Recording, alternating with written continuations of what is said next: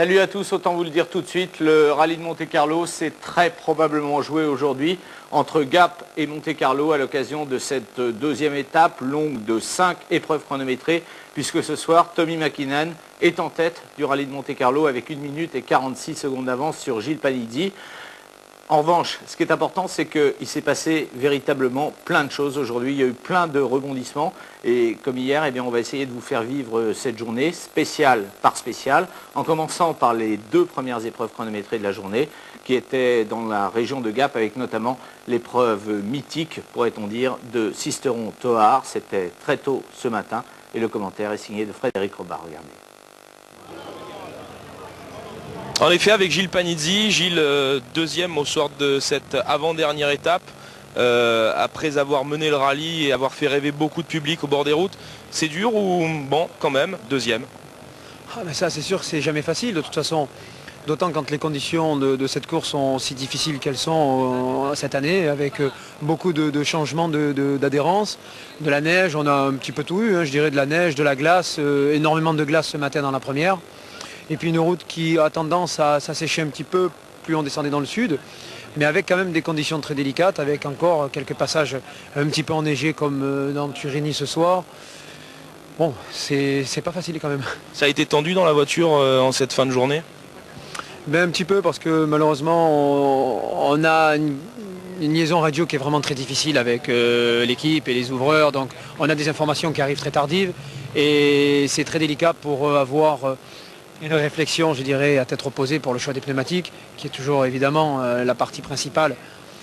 Et on a commis quand même deux erreurs ce soir où on est parti avec les mauvais choix. Pour demain, qu'est-ce que vous envisagez? L'écart est un peu compliqué à gérer quand même. Mais disons que sur Tommy McKinnon, c'est vrai que ce soir on lui a fait pas mal de cadeaux parce que nous, on n'a pas bien roulé alors que lui il a continué sur le même rythme et il s'est forcément envolé. On se retrouve à 1 minute 40, 45, quelque chose comme ça. Par contre, derrière nous, il y a Johan Kankkunen qui est à une vingtaine de secondes. Donc je crois que il faut plus commettre d'erreurs. Il faut comprendre ce que l'on a fait cet après-midi et les boulettes que l'on a commises. Et bon, ne pas les refaire demain matin. Je pense que cette nuit, il se peut que ça gèle de nouveau dans l'arrière-pays. Mais bon, on est passé ce soir, on a vu la boucle Turini-Loda. On a une petite idée de ce que ça sera demain, malgré de toute façon les ouvreurs qui repasseront une heure et demie avant. On a quand même globalement cerné à peu près les problèmes que l'on a commis aujourd'hui. Ça risque pas d'être très compliqué, ces 2 spéciales qui s'enchaînent sans assistance entre les 2? On l'a fait ce soir, hein. Je dirais que c'est vrai que Turini, on a tendance à mettre un type de pneu pour Turini parce qu'il y a quand même le col à franchir, il y a pas mal de neige. La montée est très délicate et le début de la descente est un peu piégeuse. Par contre, la suivante est pratiquement sèche et je dirais que ce soir, elle passait en pneu slick. On va vous remercier Gilles de nous avoir accordé ces minutes et on va laisser Gilles aller se reposer. Et je vous rends l'antenne, Eric. Oui, ok Fred, ce sont les aléas du direct puisque les voitures sont arrivées au podium de Monte-Carlo ici il y a seulement quelques minutes et effectivement Frédéric Robard, vous l'avez vu, se trouvait en compagnie de Gilles Panizzi. Gilles Panizzi qui aura véritablement aujourd'hui été au cœur de tous les débats et qui aura été certainement l'un des plus beaux artisans de cette journée extrêmement mouvementée que l'on va vous raconter maintenant. En commençant donc par les 2 premières épreuves chronométrées de la journée, c'était la numéro 6 et la numéro 7. Regardez.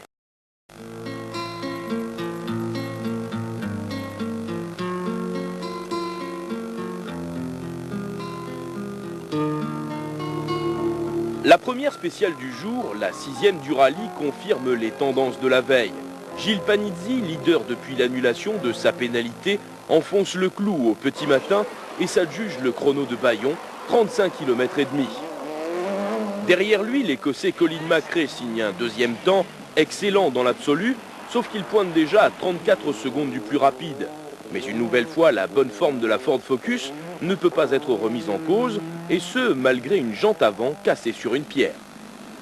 Je ne sais pas précisément ce qui s'est passé, mais je pense que c'était une pierre qui était à la corde et qui a cassé la jante. La mousse anti-crevaison a bien fonctionné. Oui, je ne me suis même pas rendu compte que j'avais crevé. Tommy McKinnon, lui, a choisi la prudence et il le paye au prix fort puisqu'il concède à Panizzi près de 50 secondes et glisse un peu plus loin au classement général. Sur une spéciale piégeuse, le Finlandais aura sûrement préféré économiser ses freins qui lui posent problème depuis le début du rallye. Juha Kankkunen, 3e hier soir du classement général, semble vouloir se contenter de cette position puisqu'il est en retrait à 57 secondes et 1/10 du plus rapide, un écart causé en partie par un mauvais choix de pneus. Même cause, même punition du côté de Didier Auriol qui figure à présent à 4 minutes 38 secondes de la tête de course. Didier est sous la menace du jeune Finlandais Harri Rovanperä, 7e temps dans cette spéciale de Bayon et très impressionnant d'efficacité. Il parvient même à suivre le rythme de François Delcourt, pourtant une référence sur ce type de terrain. On le sait, le père Frentard aime déjouer les pièges semés sur sa route par la météo. Là, il signe le 6e temps en laissant tout de même derrière lui 2 des Subaru officiels et non des moindres. Puisque Richard Burns perd 11 secondes sur la Ford Escort sans connaître le moindre problème. Quant à Piero Liatti, jante avant gauche cassée, victime de gros problèmes de frein, il doit se contenter du 9e temps à 1 minute 22 secondes. Il devance Simon Jean-Joseph à 1 minute 45 du leader et Bruno Thierry 11e à 1,56 de Panizzi. Thierry qui ferme la marche du groupe des pilotes d'usine WRC. L'homme de cette première spéciale de la journée est donc Gilles Panizzi qui conforte sa position en tête du rallye avec 35 secondes et 4/10 d'avance sur Mäkinen. C'était une spéciale, une fois de plus, très dure. Il a fortement gelé la nuit dernière, donc toutes les coulées d'eau qu'il y a eu tout au long de la journée, ça s'est transformé en glace. Une glace complètement invisible qui avait tout simplement la couleur du goudron, voire même de l'eau, de l'humidité. On n'arrivait vraiment pas du tout à faire la différence. Michelin m'ont préconisé un pneu intermédiaire clouté qui, me semble-t-il, a fait parfaitement l'affaire, puisqu'on a quand même fait un temps qui était visiblement excellent. Mais bon, ça a été un petit peu le stress sur 25 km parce que c'est quand même pas évident de conduire dans ces conditions. La spéciale suivante, celle de Sisteron-Toart, un des monuments du parcours, fait aussi figure d'épouvantail dans cette deuxième étape chronométrée. Neige et asphalte faisant bon ménage sur la route. Aiguillonné par les performances de Panizzi, c'est cette fois Tommi Mäkinen qui sort un temps de son chapeau. 25 minutes 43 secondes et 5/10 pour parcourir 37 km. Voilà qui remet les pendules à l'heure et les compteurs à 0. Sauf que le deuxième temps exceptionnel de Piero Liatti efface un peu cette performance. Avec une auto visiblement en retrait, l'Italien ne concède que 14 secondes et demie à la Mitsubishi. Piero est un homme qui fonctionne au moral, au cœur et au ventre, et là, le moral est bon. Celui de Didier Auriol s'améliore également avec le 3e temps absolu malgré une erreur de pneumatique à un peu moins de 22 secondes de la référence. Le Français n'est pas encore en mesure d'inquiéter Bruno Thierry qui le devance au général. Derrière Auriol, Kankkunen fait la preuve d'une belle régularité, une nouvelle fois 4e temps absolu certes, mais de moins en moins confortablement installé sur le podium virtuel car Piero Liatti n'a plus que 16 secondes de retard sur le Finlandais. Derrière Kankkunen, le groupe des pilotes Peugeot pointe en à peine 1 seconde. François Delcourt d'abord, en 26 minutes 12 secondes et 6/10 à la 5e place dans la hiérarchie de cette spéciale. Gilles Panizzi ensuite, parti en pneu clou, ce qui a causé une grosse perte de temps sur le sec. Gilles est à 1 seconde de la Ford Escort de son équipier, mais lâche surtout d'un seul coup 30 secondes à Tommi Mäkinen. Il garde la position de leader, mais son avance est réduite à 5 secondes 02. Derrière Gilles, Bruno Thierry est 7e à 36 secondes 4 du meilleur temps. 4/10 de seconde seulement devant la Ford de Colin McRae. L'Écossais ne devance Harri Rovanperä que d'1 seconde 4/10, ce qui tendrait à confirmer la bonne santé des Seat Cordoba WRC. Le deuxième temps de Liatti et ses performances personnelles depuis le début du rallye ayant déjà convaincu beaucoup d'observateurs. Je suis très content parce qu'il a fait un bon temps, les pneus travaillent très bien, je pense qu'il est bon pour les pneus. Mon feeling sur la voiture il est très bon, il n'y a pas de problème. C'est vrai qu'on ne cesse de vous le répéter depuis le début du rallye. Il y a plusieurs excellentes surprises dans ce rallye de Monte-Carlo. Il y a évidemment Gilles Panizzi et il y a également cet excellent comportement des Seat. Malheureusement, on va le voir dans le sujet qui suit, eh bien, Piero Liatti va avoir de véritables gros problèmes. On va aborder la deuxième partie de la journée avec les 3 dernières spéciales. C'était une journée de 5 épreuves chronométrées. Et autant les écarts étaient serrés là, puisque 5 secondes après, donc 7 chronos, 5 secondes séparaient Panizzi de Mäkinen. On va voir qu'encore une fois, eh bien, ce sont des choix de pneus qui ont fait la différence et des choix de pneus qui ont creusé des écarts considérables. Ça va être particulièrement frappant dans les 3 spéciales que l'on va découvrir maintenant. Les spéciales numéro 8, numéro 9 et numéro 10. Regardez. De retour vers Monaco en début d'après-midi, c'est Juha Kankkunen qui réveille les feuilles de temps et s'impose dans le 8e chrono Entrevaux-Saint-Pierre. 31 km couvert par le quadruple champion du monde en 23 minutes 58 secondes. Là encore, Tommi Mäkinen se montre plus véloce que Gilles Panizzi. La Mitsubishi numéro 1 ne concède que 3 secondes plus rapide, mais Mäkinen réussit à peine à se détacher d'un 3e homme décidément agrippé au podium. Piero Liatti s'est craché dans les gants et ne termine la spéciale qu'à 4 secondes 2 de Mäkinen. Belle performance qui ne permet cependant pas à l'Italien de se hisser sur le podium. Kankkunen a encore frappé au bon moment. Dans la trace de Liatti, c'est Colin McRae qui se manifeste une nouvelle fois parmi les meilleurs. 4e temps à 18 secondes de Kankkunen. Bon choix de pneus pour l'Écossais dont la Ford devance l'Impreza de Richard Burns, l'Anglais plutôt décevant depuis le début du rallye, est 5e. Didier Auriol termine cette 3e spéciale de la journée au 6e rang. 30 secondes le séparent de Kankkunen. Cause de cet écart, le moteur de la Toyota a calé dans une épingle. Et les Français ne sont décidément pas à la fête puisque le fait marquant de ce début d'après-midi, outre une crevaison à l'avant-gauche pour Simon Jean-Joseph, qu'il relègue à la 10e place dans ce chrono, c'est le tête-à-queue de Gilles Panizzi dans une épingle. Le moteur de la Subaru a calé. Gilles a perdu 1 minute 04 dans cette mauvaise opération. Il concède 57 secondes à Mäkinen et perd donc la tête de la course. On prend 1 minute par Mäkinen et pratiquement même toute la horde parce qu'on est vraiment très loin des performances de tout le groupe. Et là, bon, j'ai expliqué à mon équipe qu'est-ce qui s'était passé sur l'auto. Maintenant, on vient de mettre sur la voiture un pneu qui est nouveau en ce qui me concerne, qui est tout nouveau et c'est peut-être lui qui a complètement dégradé le comportement de la voiture. C'est comme si les mécaniciens m'avaient changé la suspension, c'est devenu une voiture inconduisible. En plus sur une spéciale très très bosselée. On perd beaucoup, j'étais incapable d'aller plus vite. En plus j'ai essayé, j'ai senti que la voiture elle n'était pas dans le coup dans ce chrono, donc j'ai essayé de me surpasser et on est allé 2-3 petites fois à la faute où j'ai dû monter sur les talus de neige pour m'arrêter. Sous l'appellation Sospel-la-Bolène se cache en fait un mythe du rallye de Monte-Carlo, le col du Turini.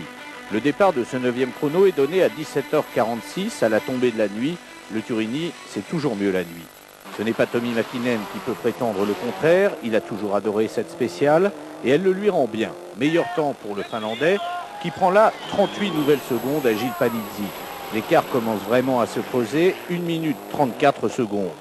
Mais dans ce chrono, les écarts globalement ont été assez faibles car entre Mäkinen et Panizzi, 5 hommes se sont intercalés. L'inoxydable Juha Kankkunen, 2e à 7 secondes et qui du coup revient à 16 secondes de Panizzi au classement général.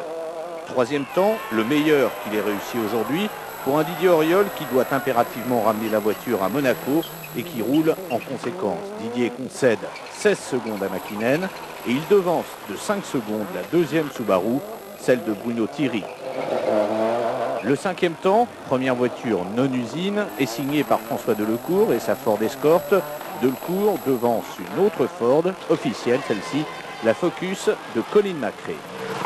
Mais plusieurs hommes ont mal passé le cap du Turini. C'est le cas de Richard Burns qui a perdu plus de 3 minutes. C'est le cas encore de Simon Jean-Joseph qui a lâché 1 minute et 47 secondes. C'est le cas enfin, à un degré moindre, de Piero Liatti qui perd 58 secondes dans le Turini et voit fondre sur lui au classement général Colin McRae. 6 secondes seulement sépare maintenant le 4e Liatti du 5e McRae. Le port de Monaco n'est plus très loin. On va le rejoindre en passant par le 10e et dernier chrono du jour, l'Antosque-Lucéram, une des épreuves spéciales les plus courtes du rallye, 21 km seulement.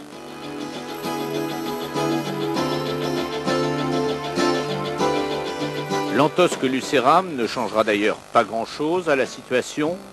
Retenons simplement que Colin McRae y signe son 3e temps scratch depuis le début du rallye. Retenons encore que Piero Lati perd près de 7 minutes et perd ainsi le contact avec les meilleurs.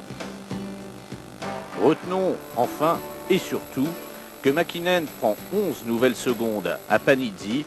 Le champion du monde est tout simplement en train de remporter le rallye de Monte-Carlo.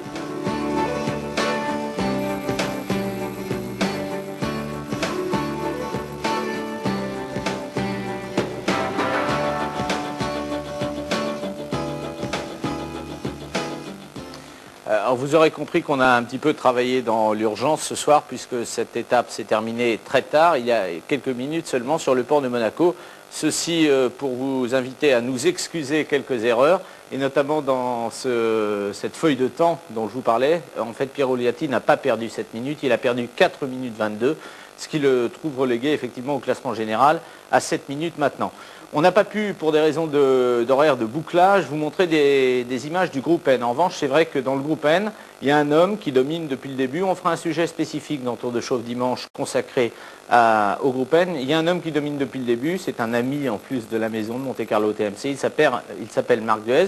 Et Frédéric Robas, sur le port de Monaco, il y a quelques minutes, était en compagnie du large leader du groupe N, Marc Duez, puisqu'il compte près de 5 minutes, 4 minutes 40 d'avance sur Gustavo Trelles. Frédéric en compagnie de Marc Duez sur le port de Monaco. Ouais Eric, on est avec le leader du groupe N, leader sympathique, c'est Marc Duez. Alors Marc, cette journée, comment ça s'est passé? Eh bien, on est toujours là, donc on a profité des malheurs des adversaires. Mais il fallait rester sur la route, on est resté, Philippe et moi, et on est bien content d'arriver. On a fait des choix de pneus plus ou moins bien, parce qu'on avait des excellents ouvreurs. Et la voiture bien préparée nous a permis d'arriver en tête aujourd'hui en fin de journée, donc c'est parfait. Je sais que vous vous régaliez de ce duel avec Yves Loubet, c'est un peu dommage qu'il soit maintenant un peu relégué. Oui, Yves, c'était ma référence et j'ai beaucoup de respect pour ce garçon-là parce que c'est un pilote qui a fait du mondial, qui est une valeur reconnue partout. Et il a eu plein de soucis aujourd'hui qu'il ne méritait pas. Donc c'est dommage pour lui. Il gagnera un jour, hein, mais pas cette fois-ci. 5 minutes à peu près d'avance dans le groupe N, ça va être difficile peut-être parce que il faut rester concentré et avec une telle avance il faut gérer les choses un peu différemment. Non, on va rester concentré. Les 4 spéciales qui restent, on va en profiter. C'est tellement rare de faire 4 belles spéciales dans la région qu'on va les faire comme dans le Mans. Peu importe si on a 4 minutes d'avance ou 20 de retard, on va les faire comme si on les faisait pour la première fois et ça va être très bien. On ne va pas être déconcentré pour la cause. Vous allez bien dormir cette nuit donc? Oui, bien sûr. Bon courage pour demain. Merci en tout cas à Marc Duez, le leader du groupe N ce soir. Merci Frédéric, merci Marc Duez. Alors effectivement, notre ami belge, je vous le disais, il reste une centaine de kilomètres d'épreuves chronométrées, un petit peu plus à couvrir demain.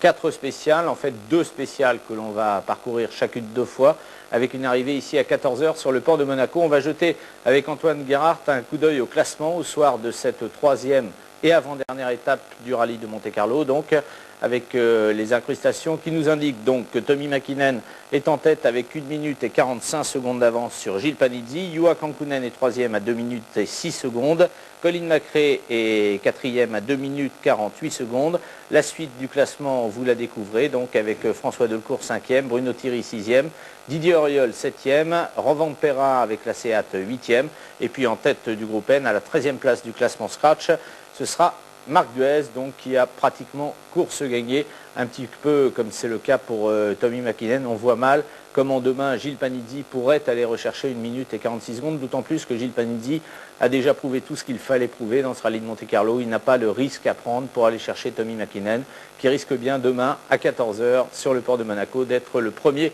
vainqueur de cette saison 1999.